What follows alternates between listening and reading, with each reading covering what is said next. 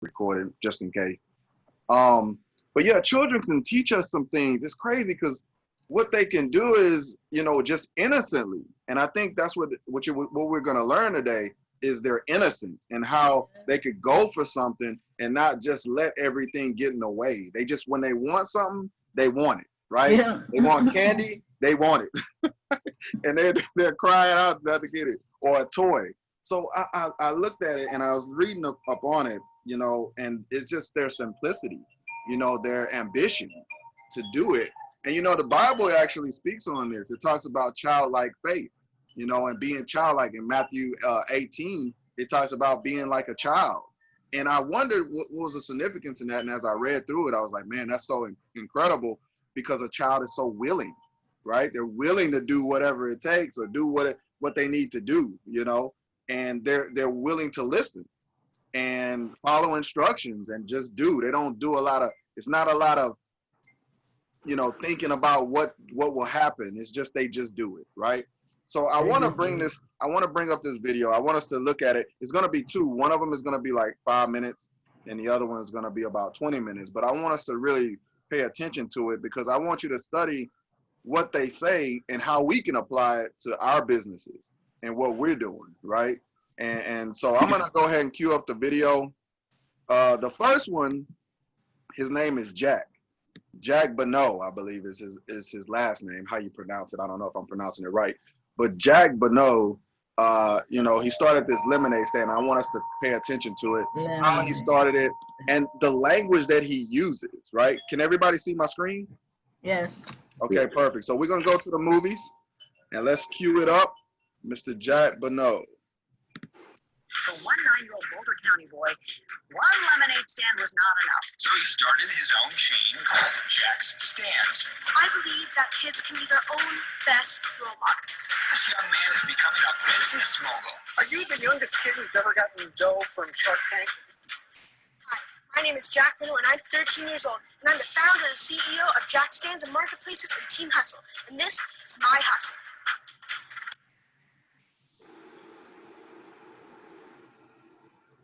My hustle. What are you guys doing today? Great, how are you? Really good. Jack Stands and Marketplaces started when I was 8 years old, and I wanted the Lego Star Wars Death Star, but it cost $400, so I asked my dad if I could get it. He said I could, but I was going to have to pay for it with my own money, so I was just like, well, how am I going to make $400? He suggested that I started my own lemonade stand, so I did. Instead of putting it at the end of my street, I put it at my local farmer's market. After 12 weeks, I made $2,000 in revenue, and after expenses, made $900 in profit, and yes, I got my Lego Death Star. I had such a great experience that I wanted to share this with other kids. So I created jackstands.com and expanded to 4 other farmers market locations. At first, I was really shy, but after my first year at my stand, my dad and the farmers market manager really helped me to understand what the business entailed and all the revenue, expenses, profit, and tips. And it was a great learning experience for me. In my second year, I started reaching out to other kids so that they could operate my stands and marketplaces. And once I saw one kid operate it, I knew how beneficial those experiences and lessons were for me. So I wanted to give that back to other kids. So say I'm a customer and I want lemonade and an iced tea. What would you guys do? What would you like today? I'm going to have an iced tea, please. I teach them how to greet and serve the customer, how to make change, take credit cards, track their sales, and what an Arnold Palmer is. For one shift, it's usually 1 to 2 kids who are operating it. If they're not that comfortable, they can work together so that they can break out of their shell. Here you go, buddy. I've learned to be a little more responsible, and it's just great because we get to make money, we can get the things we want with it. We don't have to call our parents. It really came naturally to me, and I saw that I knew that these life lessons were going to benefit me down the road, and I just wanted to pass that on to other kids. This is Jack. I am Jack. This is yours. Yep, this is my stand. Oh, I'm so curious. All of this really has grown organically. There was never any big grand scheme. Once Jack started to get a little bit of attraction, we looked around to see what other experiences he could have that would be beneficial to him. Team Hustle started when I turned 13 in December. I saw the rise of all of these delivery giants like DoorDash, Grubhub, and I thought, Well, I know that decades ago, there were millions of teenagers who used to have their own paper routes or babysitting businesses, but those opportunities largely don't exist for teenagers today. So I thought, why don't I bring that back?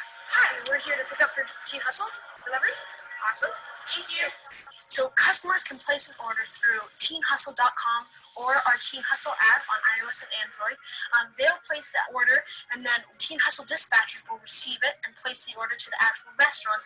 And then the actual Teen Hustlers will receive it on their delivery app, and they'll know which restaurant to go to and where to deliver it to on their electric scooters or bikes. The enchiladas and rice and beans. Have a great day. Thank you for ordering through Teen Hustle. Thanks, guys. Bye. Thank you. Jack is really nice. He's really professional. He likes things done, and he knows the way to get them done. So he's very good at what he does. Hello. We have a Teen Hustle delivery. Yes. Awesome. The way that we beat these big companies like Grubhub and DoorDash is that you are supporting youth entrepreneurship and young entrepreneurs in your neighborhood when you support Teen Hustle. So when you're ordering from your local neighbor, Teen Hustlers will actually care, and they'll have that personal connection with you.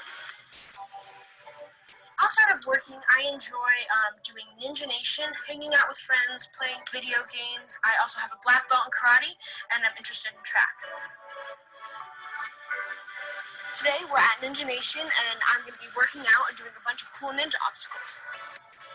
I'd say that working out definitely positively impacts me at school and in my businesses. It makes me happier, I'm more energetic. It's pretty difficult trying to balance all of this, friends, working out here, and then my businesses, but it's really all about finding that good balance between everything you're doing. I think that if you're interested in something, you should just go for it. My motivation comes from me getting the feeling and knowing that I'm being able to help kids because I've learned so much from these experiences, and I want to share that with other kids. He's getting at the age where he's really starting to really appreciate the experiences that he has, and he looks forward to having more. He realizes that he has such an opportunity here, so he wants to share that with other kids, and that's really, we're very proud of him for that. He has a lot of empathy. One of my favorite quotes is, just do it. What I did is I just put my stand at a farmer's market. I didn't think about it. I just said, hey, I want to do this and I want to try something new. I just did it. And I'd say that my hustle is a balance between everything that I do in my life, whether it's Ninja Nation, school, definitely my businesses, and reaching out to other kids and focusing on that just to spread entrepreneurship. Hi guys, Jack Renault here, the founder and CEO of Jack Stands Marketplaces and Teen Hustle. Thank you for watching my video, and make sure to subscribe to The Whistle.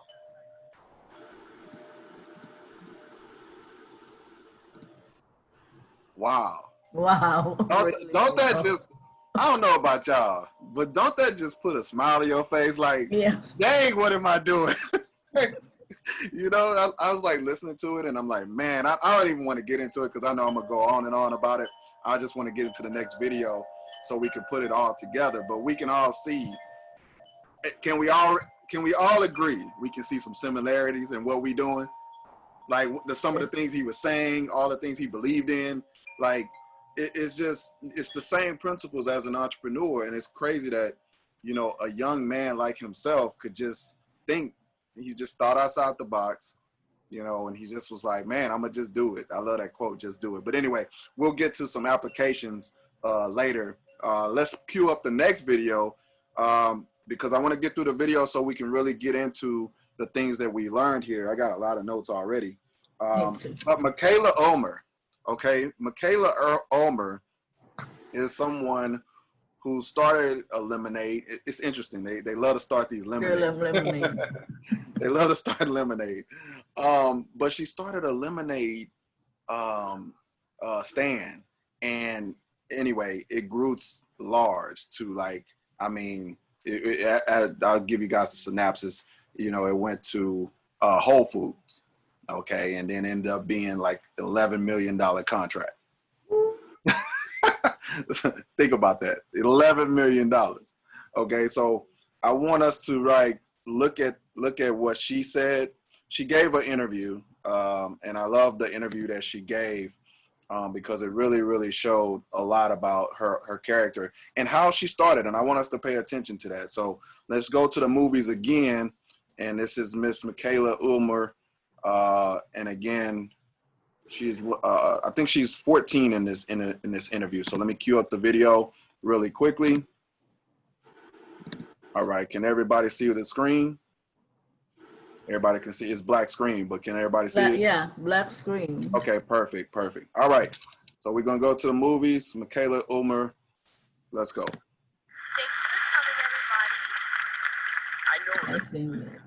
but I think these people would be really excited to kind of hear this because you are like a lemonade magnate, right? Like you have created this incredible entity that sells lemonade. Is that right? So I started when I was 4.5 years old, and what happened was I signed up in this thing called Youth Entrepreneurship Contest. So it was kids anywhere between, I think, kindergarten up to 8th grade, and they could come up with an idea, they could buy, they had a tint, and for a day they could pretty much sell their product. And so as a 4-year-old, a lot of my kindergartner friends were doing it. I had to sign up as well. And I signed up into this contest. And over the summer, I didn't know what I was going to create. So I was looking for different things, different products that I could make and sell. And while trying to figure out what product I was going to sell, I actually got stung by 2 bees one week. So I got stung by these bees. I was afraid of them. I was afraid of anything that flew, anything that buzzed. And my parents were like, okay, before you're afraid of them, do some research on them. And so I read some picture books. I believe I watched some animated videos, and I learned that they were really important pollinators and that they were dying at an alarming rate. And so I decided, okay, whatever I do for the fair, I wanted to help save the bees. And so around that same time, I got a cookbook from my great granny Helen, and it was really old, tattered, gray. The binding was falling off, and it had her favorite recipe for flaxseed lemonade. So there's the family play again. And it was my great granny's recipe. I took her lemonade and I realized, okay, so bees make honey. What if I use honey instead of sugar for that lemonade? And so that was my first time, I guess, selling a product. I made my first dollar. I had my stand that my dad helped make, and I was dressed up in my bee suit, and I really enjoyed it. So I got, I guess, a first little taste of entrepreneurship and as well as social entrepreneurship. Right. Well, that sounds absolutely amazing, right? Because it's like they say, take lemons and make lemonade. Yes. And you did it. You literally did it. Yeah. What was the name of this contest again? It was called the Active Children's Business Fair. Right. And so going from that business fair and taking that, where did this stand get set up? Where, give us an idea of what this looks like. Okay, so the first time I set it up, it was at a very big fair, and there were about 100 booths. And then the second time I set it up, I believe it was in my front yard. Right. And the third time, my friend whose family had a restaurant, I set it up in front of the restaurant. And so I kept doing it. I would tell it once or twice every year. And one thing that always happened is that the lemonade would sell out in the first hour, couple hours or so. And it didn't matter how many lemons I squeezed, it would always sell out. And so I got kind of discouraged. I was like, okay, why am I spending all this time if my lemonade's going to sell out in a couple of hours? So I started brainstorming what are some ways for me to, I guess, be able to sell lemonade for longer and be able to help save the bees for longer. So that's when we started doing little upgrades, like getting an electronic lemon squeezer instead of squeezing them by hand, or getting larger pitchers and carrying extra lemonade underneath. So I guess I got a first taste of how to improve, how to scale it. Right. So it's like you had to get industrious. Yes. It's like these decisions need to be made. So it sounds to me like this all of a sudden requires more people. Yes. Right? Because dad is incredible. He makes the stand. Mom is decorating and getting the costuming right. She's got the image set. But now you have pitchers to carry, electronic squeezers. I'm wondering, when did you recognize the moment, wait a minute, we're, like you said, we're upscaling. We have other bigger problems to solve. I feel like that moment was when me and my family, we were just going to a pizza shop in Texas, and we were getting our pizza, and the man actually recognized me. They're like, oh, you were the person that was selling the lemonade at the stand. Well, I'll tell you what, if you can find a way to bottle your product, we'll carry it here in our store. And of course, I was like, whoa, because I had always been in a plastic cup, and I had my sticker and my straw, and that was all I was used to selling. And suddenly I got this idea of how can we bottle and package a beverage in this big old beverage industry. How can we do that? We started doing research. We started looking for the technology that we would need, the different certifications, the different co-packers, and that was another upgrade. I went from selling it from a lemonade to bottling my own product, and I was at first a little plastic bottle, and I had a little wagon, and I would go around to the different stores and sell it, and I would give them an invoice. But that was my first time delivering the lemonade, and so since then we've been from one little store in Texas to now over 1,000 stores in America, and hopefully we can get it here soon. But it grew pretty fast. Yeah, it sounds absolutely. I mean, you're like the delivery person, Yes. the mixer, the maker. What was that like for you to kind of realize that it's one thing to make a nice stand. It's one thing for mom to say, all right, the image could look like this. It's one thing for you to say, wait a minute, the recipe needs to be like this. I've got this idea of saving, let's see, an environmental sensibility like the bees. It's another thing to say, let's make a great product. Then there comes this moment of risk.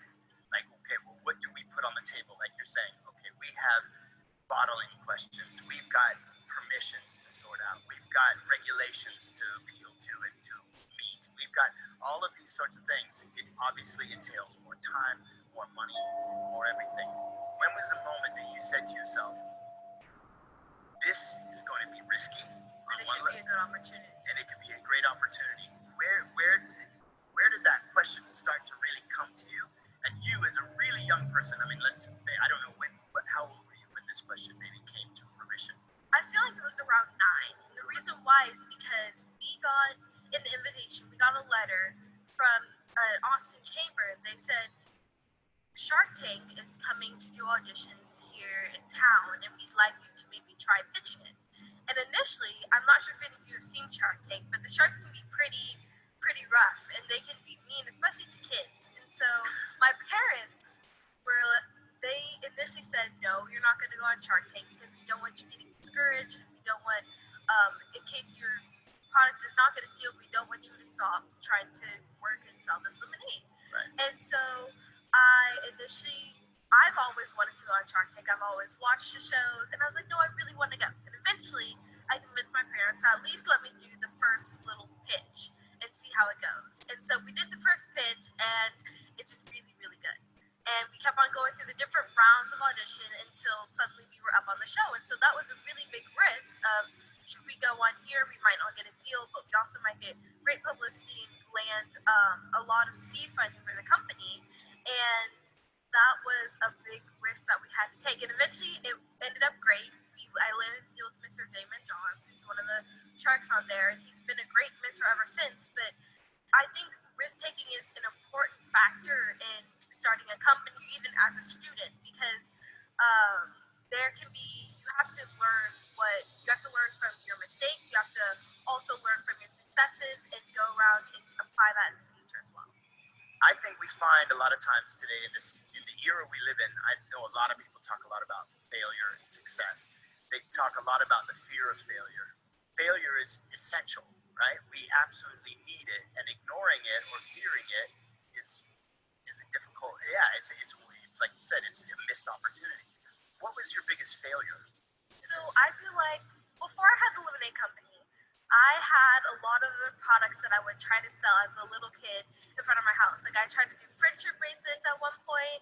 I remember having like little flowers, picking little flowers from my garden and planting it in Play-Doh.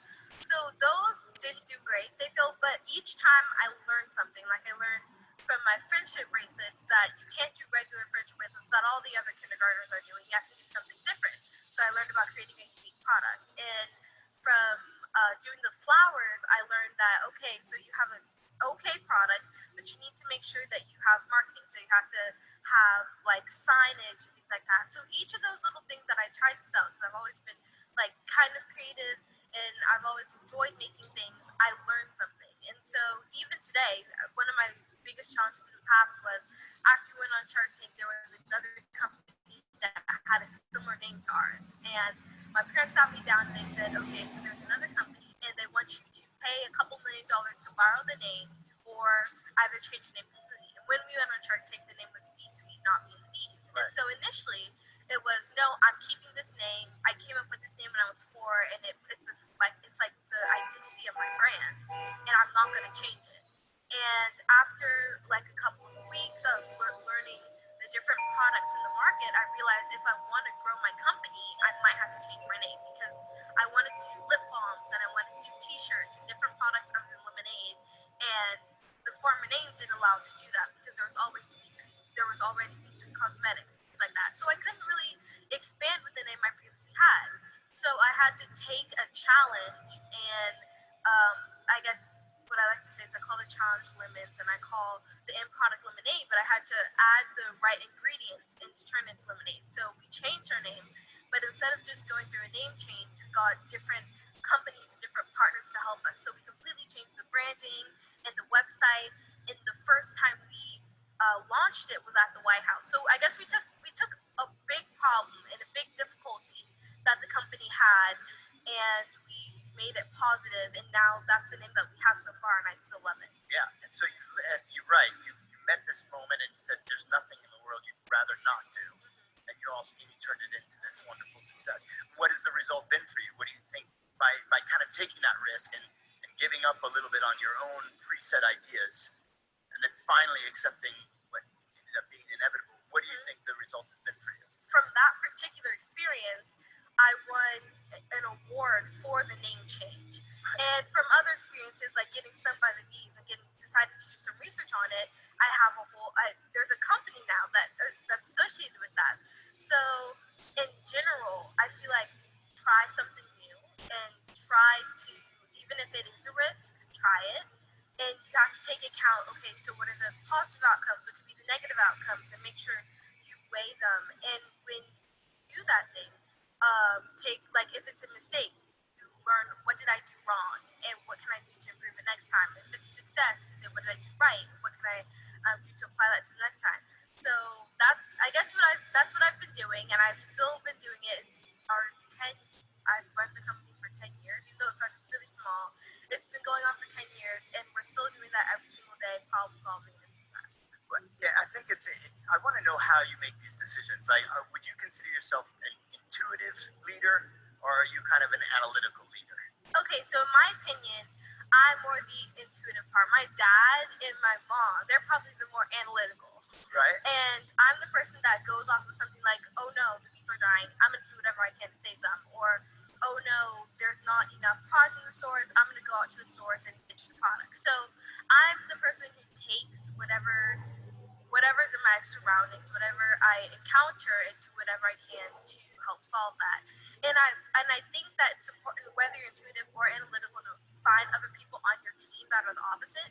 So you find your strengths and you find your weaknesses, and then whether it's a business partner or a partner for a project, you find someone that has maybe the opposite of that. So even though you might not agree on everything, you can always get another point of view, and you can always use a different characteristic, a different trait for whenever you're making decisions. And so now that comes to this question: what do you do when you disagree?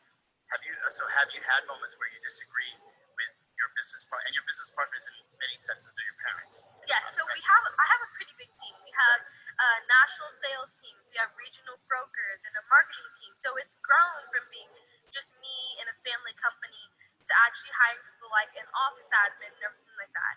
And so one thing that's challenging is if we have a problem, well, first of all, since my parents are older, they have more experience. It's usually what they decide, like they know a little bit, they know more about running a company than I do. But if we have a disagreement, we'll always get a really big marker board and have everyone on our team, I guess, put what could be good about this, what could be bad, to find someone that's more experienced than you are and learn and then apply what you've had from that disagreement.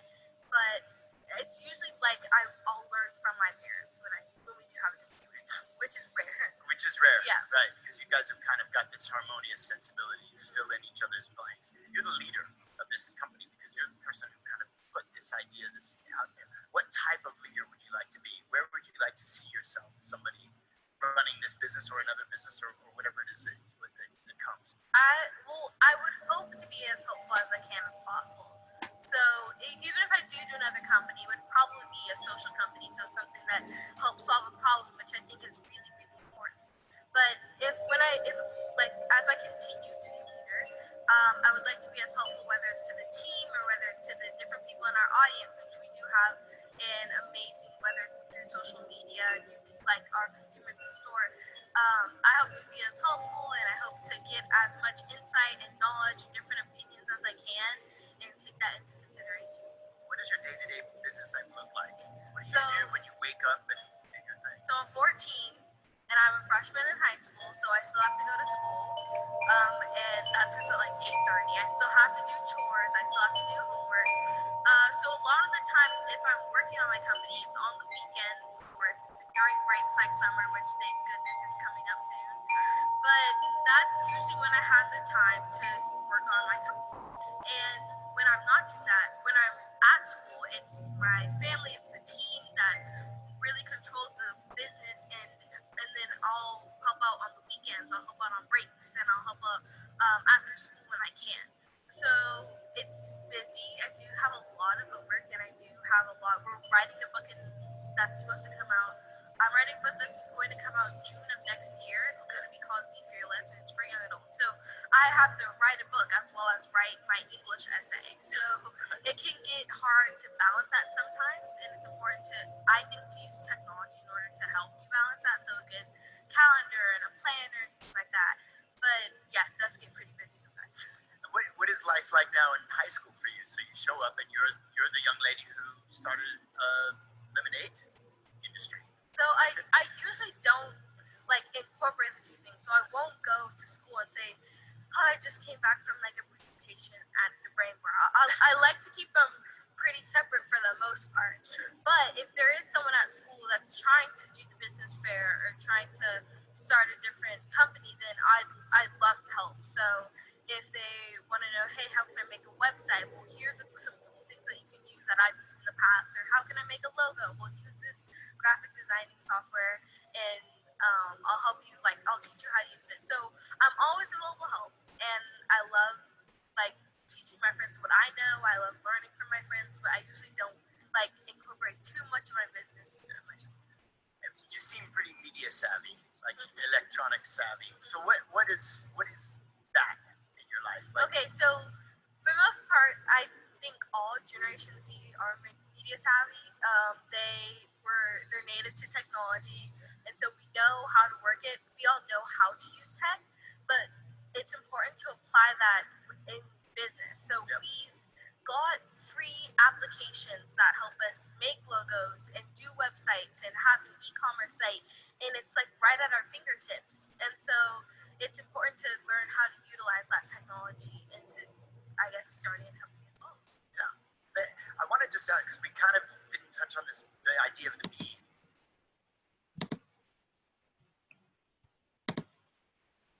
All right, guys, we're gonna stop it there, so we can kind of go over what we heard and the things that she talked about, as well as Mr. Jack. I want to give us a little time because they went over a lot of stuff that's very, very, very in the right direction of entrepreneurship that we go through, right, in our businesses and what we're doing. So. I just want to open it up for everybody, give everybody an opportunity, to share what they learn. Go ahead, Miss Manning. Okay. So from the first one, I noticed that entrepreneurship is really not taught in schools. Definitely I can not. remember being part of a junior achievement to go out, and we go out and we kind of teach the kids about that. So my topic was entrepreneurship, and that's what I noticed. One thing about it is that you really have to be around people that might have had that experience, or sometimes it's even a gift, like it's just you're born to be an entrepreneur, so that's one thing. And then also what I took from the young man is that he was able to continue to do the school, to be involved in sports, and, you know, to be involved in his community, but also, you know, have his own business. So, you know, if I had saw that, if I knew about entrepreneurship when I was his age, I mean, just to experience those, you know, failures and those achievements and at a young age, you know, I think we would all be, you know, somewhere different than where we are now, you know, in corporate America, or, you know, not to say that corporate America or jobs are great, but I just think that we're here to work for ourselves, not for somebody else, you know. Another thing with the young lady, that she said being a, you know, a risk taker is important, and to actually do it at an early age. If you have the parents, if you have the support and you have the mindset, you know, having that responsibility at an early age is tremendous on her part. So, and then also she perfected her craft at what she wanted to do. She didn't really give up. She's convinced, you know, convincing her parents and people that were, you know, maybe not in that mindset, you know, because, you know, they did show that her parents were part of a business, and they had a lot of the, you know, the ideas and the experience. But sometimes, you know, when your child can show you that they can take risks, or they want to go after something that they want, you know, it's an obligation as a parent, you know, to give your child a chance at it. So that was one thing that was another thing that I took from. The only other thing that I saw was she was able to, which we all get caught up in, a lot of people, they don't know how to communicate or discuss differences of opinions or disagreements. I think everybody has this in their family or somewhere, you know, workplace or home or whatever, but she was able to, you know, map out the disagreements, listen to each other, respect each other, but also find solutions and meet somewhere in the middle. And I think that's where some of us get stuck, that we don't utilize each other's gifts or each other's opinions or value it to be able to come to a solution. So that's what I got out of it. Wow. Yeah. I mean, it's right. And you know, communication is so key among anything, you know. And so, yeah, it's crazy, you know, as you were talking about, you know, at a young age, right? You know, we wish we had this stuff and this and that. Well, take a good look at all of us on this call. That's why we do what we do. Because see, now people are watching you. Now children are watching you. Now people are like trying to figure out entrepreneurship, and it's up to us to carry on that mantle and start teaching these kids and teaching younger people and showing them the way, you know? And we all wish we had somebody. I mean, listen, I'm the first entrepreneur in my entire family. You know, I have a big family, by the way, like a huge family. Some of y'all like, dang, y'all seen it in the business. Like, you know, dang, that's your cousin too? Yeah, that's my cousin, man. Like, literally. So, you know, I have a large family, but, you know, I had to start it off. And now there's, you know, of course, there's, you know, my younger cousins, and they're trying different things and they're trying to learn. But, you know, I had to start it off somewhere, you know, like I had to, you know, carry on the mantle. And so that's what you guys are doing too. Like you're carrying that mantle for the people who are the next generation, who want to learn how to be an entrepreneur, you know, but just never was around it, or nobody never taught, you know, about it. And I may have to be honest, I may have like a distant uncle or something that maybe had their own business, but I never knew about it. Yeah. I mean, I do know that Lamar's uncle, you know, he did his own stuff.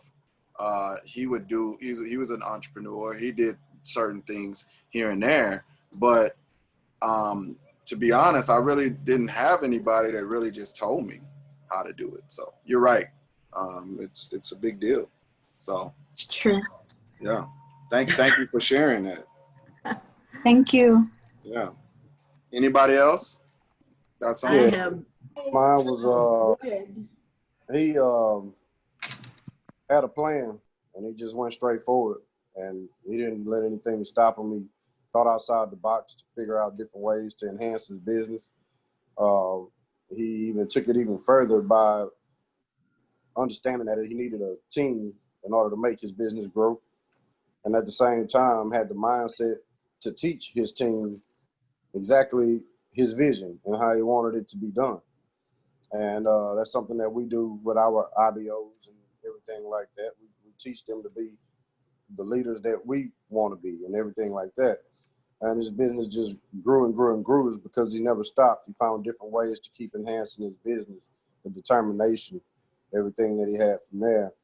As far as the young lady goes, same thing with her. She had the family help, of course, but it was her mindset. It was her determination. She found ways to enhance her business as well. Found out a way how to package and bottle her stuff. She went through all of that, did her research. So it's just basically implementing all those skills to basically what we do. And it seems like they both have great platforms for success in their businesses, and that's why they're doing so good how they're doing now. So that's what I took from both of them. Yeah. I mean, it's incredible to see kids, you know, hear their language, you know, at their age, just talking about the stuff that in entrepreneurship is crazy, man. So you're right, Cody, like just listening to them and you know, they had a plan, like you said, and just implemented, you know, and didn't care about, they just went out and did it. And you know, and like you said, they teach the same thing. They teach the team, Yeah. teach them their vision, teach them how they do it, and then move. Then they learn, you know what I mean? And then they felt empowered. So, yeah, it's incredible. Thank you for sharing that. Anyone else who's Ms. Joy? I think. Yes. From those two videos, you're right. I get the mindset. They're not afraid to take a risk, to take, you know, to leap and figure out what they're gonna be if they follow, you know, what they think they should do. Yeah. And there's like the young lady, she wanted to go to Shark Tank. Oh, I know. I watched that show, and they are very, very tough.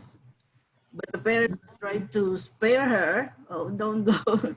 But she tried, she said, I'm going. So later she did, and it happened. I mean, she was, that is really good. And about the parents or something, my mom started a business not because she want to really, but out of necessity. When my dad was bedridden, she had to get out of the house from being a mom and start a little business with 60 pesos. Wow. 60 pesos in the Philippines is nothing. It's like a couple of back shorts, whatever you call it, and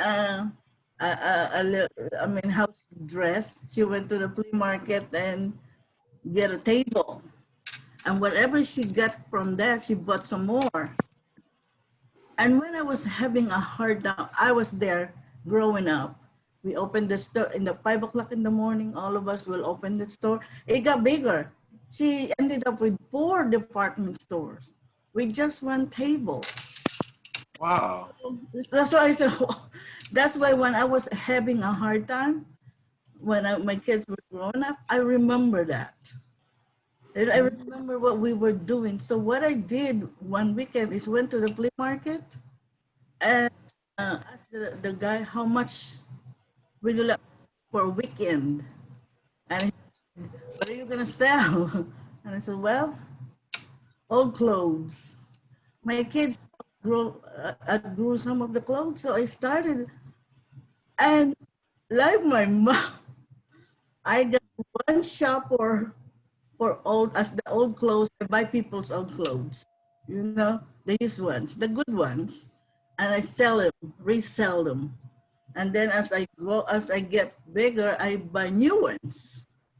I buy new ones to replace. So when I get a little bit bigger, I give away the old ones that's left. Whoever buys the new one will have an old one free. It's, I watched it. You know, I watched my mom do it. And I'm glad I did, because that probably saved us. The kid. Then I got a store all of women's and a store all of tennis shoes and a men's shop. I mean, Yeah. that saved us really. I work 5 days in the office, 2 days in the flea market, the weekends. I don't have a day off. I don't have Christmas, or I don't have New Year, or I was there. I hired people afterwards, I hired people to help me. And I'm thankful that I learned that from my mom. Seriously, my granddaughter, one time I was making calls. She was like 8 or something. Hola, what are you doing? And I said, I'm making calls. What do you say when you make calls? Then you listen. And one day she sat on my desk, at my desk, got her phone, and she said, and I said, what are you doing? She closed the door. What are you doing? I'm making calls. I said, who are you calling? And my son said, Mom, what are you teaching this girl? Yeah. And now look what she's doing. Yeah. This, she's drawing, and then she said, Daddy, I'm gonna sell this. Yeah. I paid $25 for this, and I will pay 100. You tell you the truth. Yeah. But that's how these kids are like. They are, what do you call it? A breath of fresh air. You know what I mean? It's like you probably learn more. We probably learn more from them than anybody else. Yeah. My granddaughter one time tells me, I got you, Ola. I got you. Don't worry. Where you get words? I mean, they just come out. Yeah. Just do your thing and you're gonna be famous. Okay. But that's what I get. I'm like, oh, I'm glad I got my mom. I was thankful that my mom did that, and I learned, and my granddaughter is learning from me. So I guess that's generational thing. So Yeah. And then you know, when I was a kid, I used to sell drawings. You know, I used to draw, and I would sell drawings, and I would draw people in class, and I would draw them and show them, and they would buy it, you know. And I remember, you know, selling candy, and I remember doing things. I remember those things, and so it brought up a spirit in me, you know, as a young man. So yeah, thank you. Anybody else? Anybody else? I know I'm looking at the time, and I just want to make sure I give everybody. I got my allergies bad. Sorry. Jessica? That's right. Hi, can you hear me? Yeah, a little bit. Can you hear me now? Yeah, we can hear you. Okay. Yeah, man, that brought me back to childhood. As my mom she has a daycare center here, and we sold, you know, lemonade. And then I was like, I'm not making enough money on lemonade, so we started saying Kool-Aid pops and freeze them. But you know, it turned out 50 cents, and then $1, and then the whole neighborhood knew us as the, you know, Kool-Aid pop, and random dots on the door. But I mean, kids are so self-sufficient, and I remember those days. Like, my mind was so creative. Like, I always wanted to be self-sufficient, build a tree house, build this, do this, and you know, look at the stars. And it just, I was so self-sufficient, and I wish that I could have put that into my teenage years and the business in the 20s and my 30s, because kids have so much creative minds, and they're so blessed that they come up with these ideas that everybody can learn from, and especially with this Michaela girl. I mean, 4 years old. Jeez. I mean, wow. Wow. It just brought back a lot of good memories as being a kid. I wish I could go back and do it all over again. But I wanted to say what I learned, is the hustle game. And basically with, finding people who, in this business, finding people who are more experienced than you is good. People with different ideas, who are different types of people. You got your sharks, you got your whales, and all that, and dolphins. And it's good to have diversity. And with the creativeness, get ideas and put it into adults' heads so they can help you. But with kids, but with the thing that I took is the risk taking is a huge factor. You learn from your mistakes. You've got to make those mistakes. You've got to take those risks so that way you can grow and build yourself and be better. If you take those mistakes and you run away, then you're not growing. So I love her mindset on that.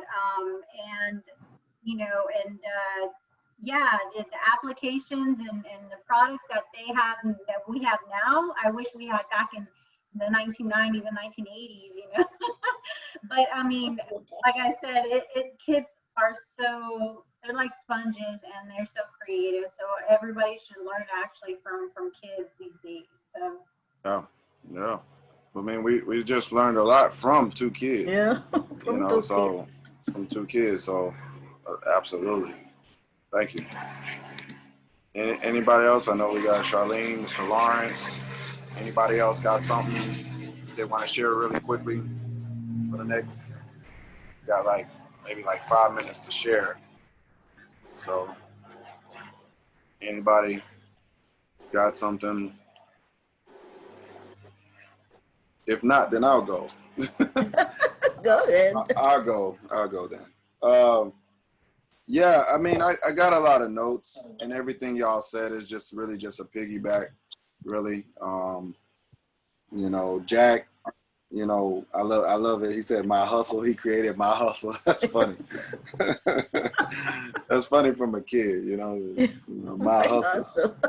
Yeah. I liked how he shared it with the other kids and taught them kind of like what Cody, again, piggybacking off what Cody said. He taught them. And I like how he said he believed so much that he would reach out to the kids, and would help and would say, man, y'all need to get in on this opportunity, and that taught me, again, just in relating to what we do. But he also said, the things that would teach him life lessons. His parents even spoke on that, that this would teach him, life lessons. And that was really, really cool as well.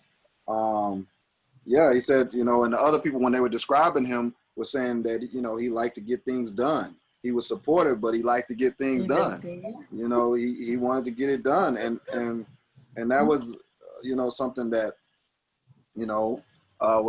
that spoke out to me. And also the fact that, he said that, he does all these other things, like Manny said, he still does all these other things. And even Michaela on her story said, she still go to school. She still got chores. She still got, and so they don't even think about the fact that, I'm running a company. Yeah. It's just like, man, I just got stuff to do, and it's really, really cool for them. So, the fact that Michaela started at, 4 years old, that was incredible. That is awesome. Yeah. And that, she thought about upscaling and thinking bigger. And I think for us, we got to think bigger. You can have some success, but how could you do it bigger? And how could you get better? And, like you said, the whole Shark Tank thing, she got herself to go to Shark Tank. And I like how she said she started, though. And I think that's something that I think we could take too, is she said she started by being stung by a bee and was afraid of anything that flew, anything. She was afraid.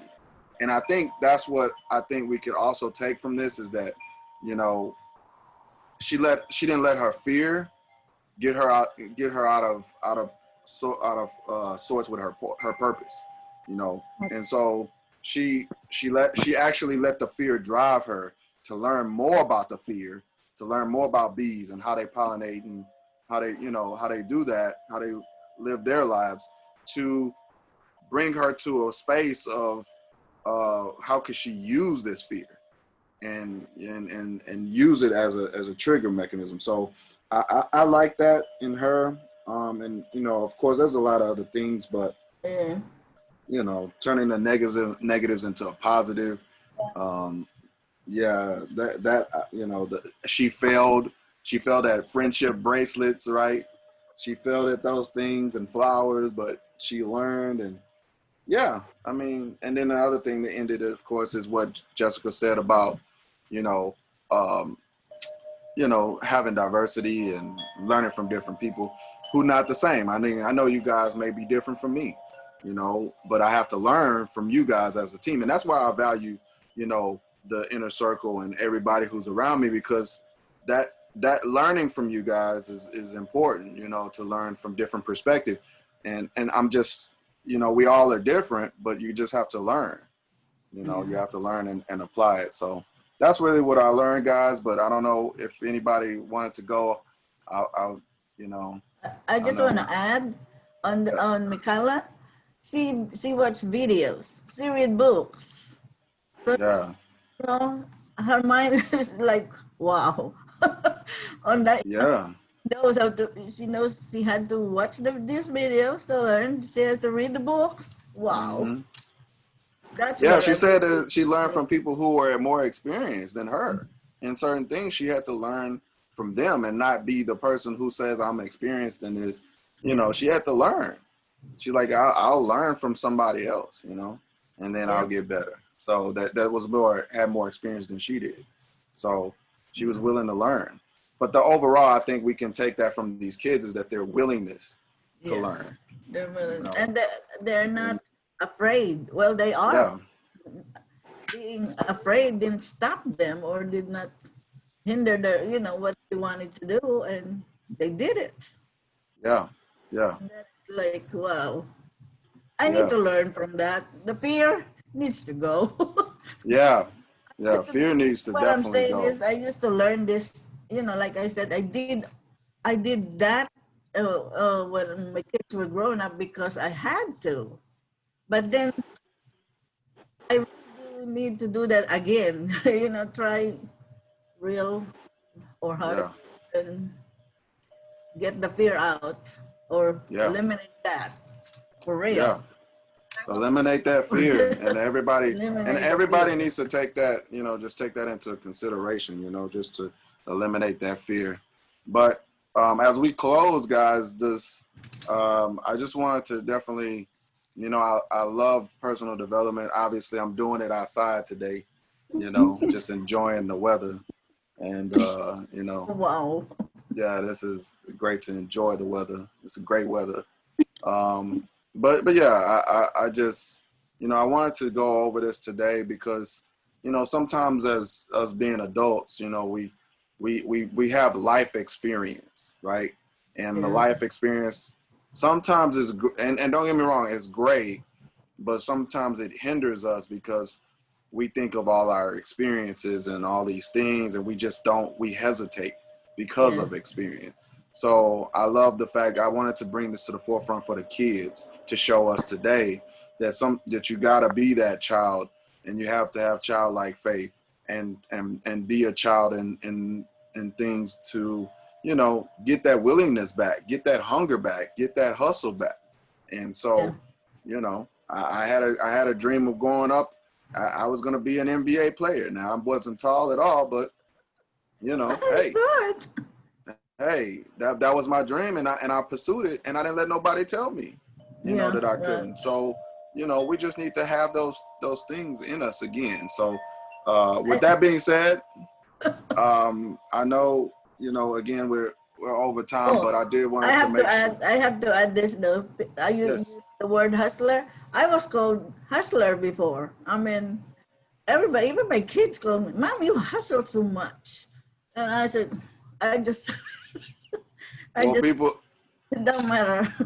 well, people don't understand the that you know when you are a hustler and you hustle. I mean, that's a natural entrepreneurship trait. That's just what it is, you know. So I'm a hustler. yeah, a hustler. So that's just an entrepreneurial trait. But yeah, guys, I appreciate y'all's time. We're gonna wrap it up. I'm gonna put this out there. I don't know if it went on Facebook Live or not, but we'll try it again. If we fail it this time, we'll try it again. It's all right. But I appreciate y'all. Love y'all. Enjoy the rest of y'all day. Let's apply what we learned here and Yes. take it into our relationships or business or whatever it is that we're doing. So with that being said, it's a great session today, guys. I Yes. appreciate y'all. And again, we'll pick it up next week, next Thursday. So, hey, see y'all later. If y'all need me, call me. But we'll definitely get back soon. So let's go out. Let's go out and let's share the successes, guys. Let's share the business. Thank you. So Thank you. all right, you so everybody. much. All right, Bye. bye, everybody. Bye. God bless you guys.